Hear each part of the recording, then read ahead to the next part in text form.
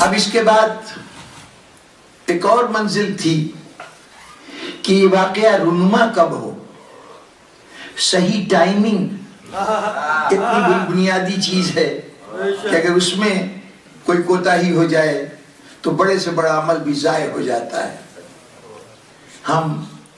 تاریخ پڑھتے ہوئے بہت سے لوگوں کے تذکرے میں یہ پڑھتے ہیں کہ یہ بادشاہ اپنے وقت سے پہلے پیدا ہو گیا، یہ شاعر، یہ ادیب، اس کی تعلیمات ایسی تھیں، اس کی نگارشات، اس کی تالیفات ایسی تھیں کہ اس زمانے کے لوگ نہیں سمجھ سکے، یہ بیفور ٹائم تھا۔ اور کچھ لوگ ایسے ہوتے ہیں کہ وقت گزر گیا ہوتا ہے اور ان کے متعلق کہا جاتا ہے یہ تو ماضی کی یادگاریں ہیں، انہیں 200 سال پہلے ہونا چاہیے تھا،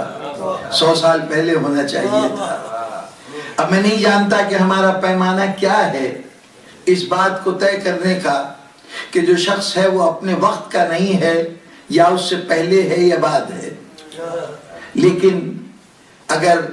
پہلے اور بعد کے لیے کوئی پیمانہ صحیح معنوں میں ہو سکتا ہے تو وہ یہ ہو سکتا ہے کہ جن مقاصد کو حاصل کرنے کے لیے کوئی شخص اٹھا ہے، اگر وہ مقاصد پوری طرح حاصل ہو گئے تو اس کا اقدام بر وقت تھا، اور اگر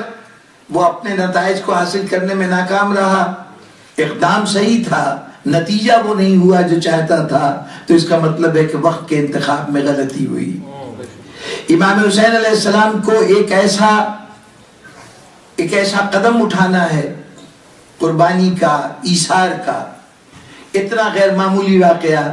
کہ جو انسانی ذہن کو جھنجھوڑ کر رکھ دے۔ وہ مسلمان جو سو چکا ہے، جس کے اندر دین کی حمیت ختم ہو چکی ہے، اس کی حمیت کو بیدار کرنا، اور صرف یہ نہیں کہ اس دور میں بیدار کرنا بلکہ وہ واقعہ ہر دور میں انسان کی حق کی حمایت کے لیے تحریک کا بنیادی ڈرائیو بن سکے، بنیادی سبب بن سکے، اس کے لیے وقت کا انتخاب بڑا اہم تھا۔ شام کے اندر جو حکومت قائم ہوئی ہے، جس نے بظاہر اسلام کا لبادہ اوڑھ رکھا ہے، لیکن در حقیقت وہ اس دور کی یادگار ہے جس دور کو ختم کرنے کے لیے اسلام دنیا میں آیا تھا۔ وہ زمانہ جاہلیت کی تمام باتوں کو زندہ کر رہا تھا وہ دور، اور اس پہ اسلام کا لیبل لگا ہوا تھا۔ امام حسن علیہ السلام نے جو سلو نامہ لکھا ہے، جو شرائط سلو ہیں، وہ شرائط اگر غور کیجئے گا تو وہ اسلامی معاشرے کے وہ بنیادی اصول ہیں کہ اگر ان پہ عمل کیا جائے تو وہ مقصد حاصل ہو جاتا ہے جس کے لیے اسلام دنیا میں آیا ہے۔ وہ مساوات کا معاشرہ، وہ جرأت اظہار رکھنے والا معاشرہ، وہ حق کو طاقت سمجھنے والا معاشرہ۔ ابتدائی تقاریر کی طرف اشارہ کر رہا ہوں کہ جو بنیادی طور پر اسلامی معاشرے کی خصوصیات ہونی چاہیے تھیں وہ بیدار ہو جاتی ہیں اگر امام حسن علیہ السلام کے اس معاہدے پر عمل کر لیا جائے۔ لیکن جیسے ہی یہ معاہدہ ہوا ہے، امام حسن علیہ السلام نے شہر کوفہ چھوڑا، خود بھی چلے گئے، امام حسین اور دوسرے جو بنی ہاشم کے افراد آئے تھے وہ سب کوفے سے واپس مدینے چلے گئے۔ اب اس کوفے میں پہلی مرتبہ حاکم شام داخل ہوا ہے، معاویہ یہاں پہ آیا، اور اس نے جو اپنی وہاں پر آ کر پہلی تقریر کی ہے اس کے اندر کہا ہے کہ اے کوفے والو، یہ جو میں نے معاہدہ کیا ہے اس لیے نہیں کیا کہ تم سے نمازیں پڑھواؤں یا روزے رکھواؤں، یہ کام تو تم پہلے بھی کرتے تھے، یہ میں نے صرف تمہاری گردنوں پر اپنا اقتدار قائم کرنے کے لیے معاہدہ کیا ہے۔ جہاں تک اس معاہدے کی شرطوں کا تعلق ہے وہ سب میرے پاؤں کے نیچے ہیں، یعنی میں کسی شرط کی پابندی نہیں کروں گا۔ یہ پہلے دن کا اس کا اعلان ہے، اور اب اس اعلان کے بعد بظاہر جب وہ کہہ رہا ہے کہ معاہدے پہ عمل نہیں کروں گا تو شاید یہی وقت ہوتا کہ امام حسن کہتے کہ میں نے تو تخت و تاج اس لیے نہیں دیا تھا کہ تو معاہدے پہ عمل نہ کرے، لیکن اگر اس وقت امام حسن علیہ السلام اٹھ کھڑے ہوں تو ظاہر ہے کہ اس کا مطلب یہی لیا جائے گا کہ پہلا عمل انہوں نے جو معاہدہ کیا تھا اس عہد پر خود قائم نہیں رہ سکے، اور عملی طور پر معاہدے کی خلاف ورزی نہ ہونے کے باوجود انہوں نے معاویہ سے ٹکر لے لی۔ اب امام حسین علیہ السلام کے لیے موضوع نہیں ہے کہ وہ اپنے اس معاہدے کے خلاف خود معاویہ کے خلاف جنگ میں مصروف ہو جائیں. اور ظاہر ہے کہ جب تک امام حسن علیہ السلام موجود ہیں اس وقت تک امام حسین علیہ السلام کا کوئی اقدام امام حسن کی مخالفت کے مترادف ہوگا اور یہ سمجھا جائے گا کہ وہ صلح کے معاہدے سے متفق نہیں ہیں. اس لیے وہ پورا دور جو معاویہ کا دور ہے اور جناب امام حسن علیہ السلام دنیا میں موجود ہیں اس دور میں امام حسین کے لیے کربلا کو منعقد کرنا کسی اعتبار سے بھی سیاسی اعتبار سے کوئی پسندیدہ عمل نہ ہوتا. امام حسن علیہ السلام کا سن 50 ہجری میں 50 ہجرہ میں آپ کی شہادت واقع ہوئی. آپ کی شہادت کے بعد اب امام حسین علیہ السلام کے سامنے بہت سے مومنین آئے. مختلف امام حسن علیہ السلام کے دور میں امام حسن کا ساتھ دینے والے مومن آئے اور انہوں نے کہا کہ امام سے درخواست کی کہ آپ میدان عمل میں آئیے، ہم آپ کا ساتھ دیں گے. لیکن امام حسین علیہ السلام کا سب کا جواب یہ تھا کہ میں اس قسم کا کوئی اقدام نہیں کر سکتا جب تک کہ وہ تمام دلائل موجود نہ ہو جائیں جو اقدام کرنے کا جواز بن سکیں. اگر امام حسین علیہ السلام اس وقت اٹھ کھڑے ہوتے ہیں امام حسن کی شہادت کے فوراً بعد تو اس کا لازمی نتیجہ یہ ہوگا کہ دونوں بھائیوں میں اتفاق نہیں تھا. جب امام حسن نے صلح کی تھی تو در حقیقت امام حسین متفق نہیں تھے، لیکن کیا کرتے، بڑے بھائی کے لحاظ میں خاموش رہے. اور جیسے ہی امام حسین علیہ السلام امام حسن دنیا سے رخصت ہوئے امام حسین میدان عمل میں آ گئے. اور دوسری ایک بڑی بات یہ تھی کہ ابھی تک باطل اتنا دبے پاؤں چلے آ رہا ہے کہ ملت اسلامیہ کے ذہن میں صحیح طور پر نقشہ نہیں بن پا رہا کہ برائی کہاں ہے اور کہاں نہیں ہے. دیکھیے اگر اچانک کوئی تبدیلی آئے تو اس تبدیلی کو ہر شخص محسوس کر لیتا ہے. کل اگر دن کے بعد رات ہو جائے تو ہمیں احساس ہو جاتا ہے کہ کل تک دن تھا اور آج رات ہے. لیکن اگر آہستہ آہستہ اندھیرا ہماری ارد گرد پھیلتا چلا جائے، بادل آئیں، سورج کی روشنی کم ہو تو ہمیں پتہ بھی نہیں چلتا کہ رات کب آئی اور دن کب ختم ہو گیا.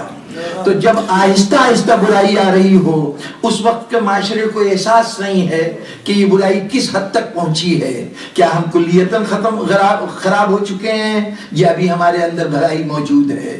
امام حسین علیہ السلام کو اپنے اقدام کے لیے ایک ایسے وقت کا انتظار ہے جس وقت برائی اپنے طور پر اتنی واضح طور پہ آ جائے کہ اب امام حسین کھڑے ہوں تو دنیا سمجھ جائے کہ ہاں یہ برائی کے خلاف اٹھے ہیں. تو اب امام حسین علیہ السلام کے سامنے وہ لمحہ کب آ سکتا تھا؟ دیکھیے اگر معاشرے میں برائی آ رہی ہے، افراد اپنی جگہ رفتہ رفتہ اس رنگ میں رنگے جا رہے ہیں جو رنگ آہستہ آہستہ آ رہا ہے. اس رنگ کی شدت کیا ہے، کس طرح سے یہ معاشرہ بگڑ گیا ہے، اس کا پتہ اس وقت چل سکتا تھا جب اس معاشرے کے سامنے کوئی ایسا مسئلہ رکھا جاتا جو صریحاً اسلام کی خلاف ورزی ہوتا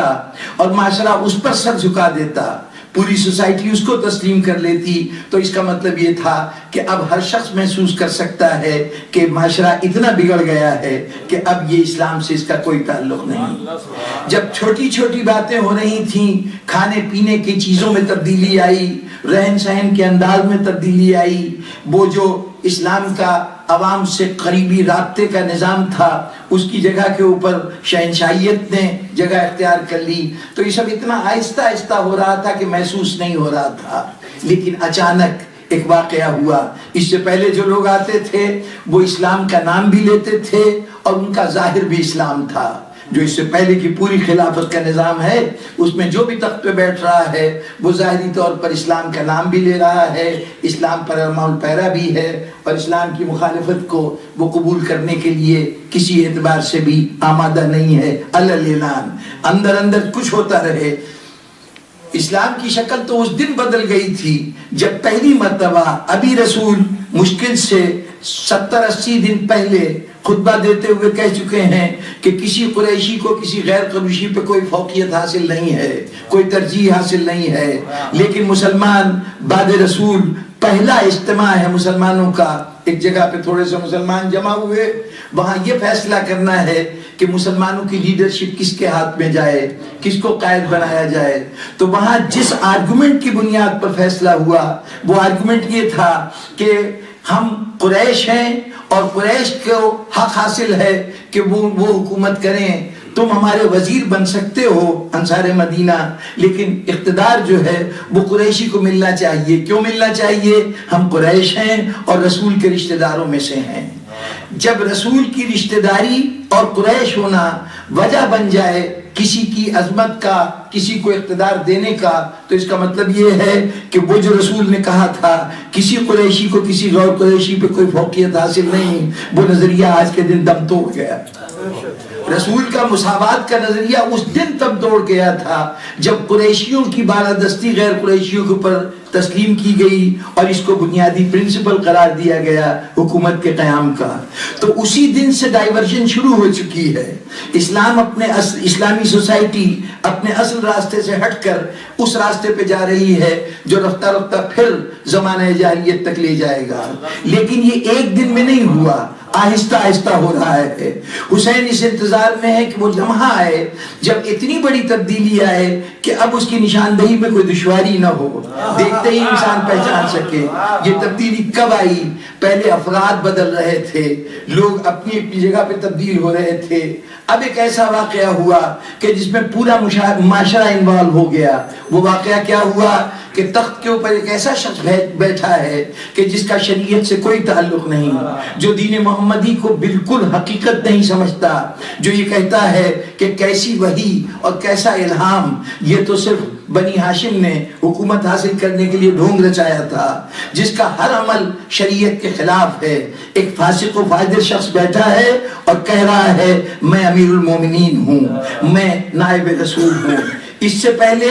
اس کردار کا حامل کوئی شخص بھی اقتدار تک نہیں آیا تھا۔ اب اس کے آ جانے کے بعد اگر معاشرہ اس کو بھی تسلیم کر لیتا ہے تو اس کا مطلب یہ ہے کہ اب معاشرہ تباہی کے اس مقام پہ پہنچ چکا ہے کہ اب یہ کہنے میں کوئی ہچکچاہٹ نہیں ہے کہ یہ معاشرہ رسول کا بنایا ہوا معاشرہ نہیں ہے۔